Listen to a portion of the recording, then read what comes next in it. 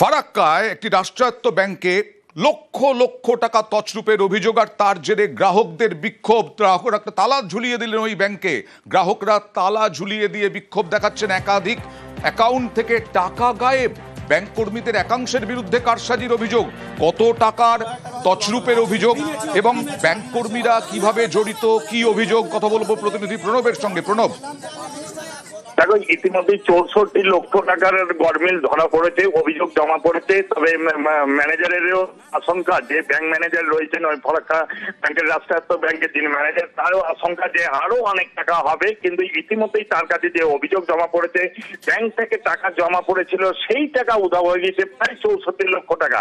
যদিও তার দাবি যে তিনি ইতিমধ্যেই যে অভিযুক্ত ব্যক্তি কবির তার নামে অভিযোগ দায়ের করেছেন, এফআইআর করেছেন এবং ঊর্ধ্বতন কর্তৃপক্ষকে জানিয়েছেন, এবং যে টাকা এই ব্যাংক থেকে নয় হয়েছে সেই টাকা গ্রাহকদেরকে ফিরিয়ে দেওয়া হবে বলে কিন্তু তিনি জানিয়েছেন। যদিও ইতিমধ্যেই ফারাক্কা থানা পুরো ঘটনার আর কি তদন্ত করছে এবং অভিযুক্ত ওই ব্যক্তি কিন্তু ঘটনার পর থেকে পলাতক।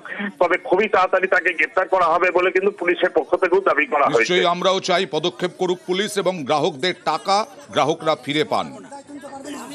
আমি ব্যাংকে 50,000 তুইছি নাই, আমার ব্যাংকে চেক করলে নাই পয়সা, আমার টাকা গেল কোথায় কে জানে। আপনি কি করেন? আমি লোকের বাড়ি কাজ করি, আমার বেটার ব্যাংকেও নাই 12,000 টাকা, 11,000 টাকা নাই। বলছিলাম যে 1 লাখ টাকা ফিস করবো স্যার, বলছে কি আপনার 1 লাখ টাকা ফিস করতে হবে না, আপনি 50 করে 2 টাকা ফিস করেন। আরে ঠিক আছে, তাহলে আজকে 50 করে যাই, পয়সা কাটিয়ে নিয়ে স্যার, এটাও আমাদের জাল করে দিয়েছে, অ্যাকাউন্ট থেকে কেটেছে। আপনারা টাকা উঠাননি? না না, উঠাইনি। ব্যাংকের অ্যাকাউন্ট থেকে গেছে এরকম আমার কাছে 30 লাখের মতো অভিযোগ আছে। পাবলিক ওর হাতে টাকা জমা করে দিয়েছে, প্রবীণ দত্তের হাতে, এটা নিজের ফেইতে জমা করেছে। এরকম আছে 24 লাখের মতো। এফডি হাতে লিখে দিয়ে দিয়েছে, ফেক এফডি করেছে। টোটাল আমার কাছে 64 লাখের মতো জমা পড়েছে।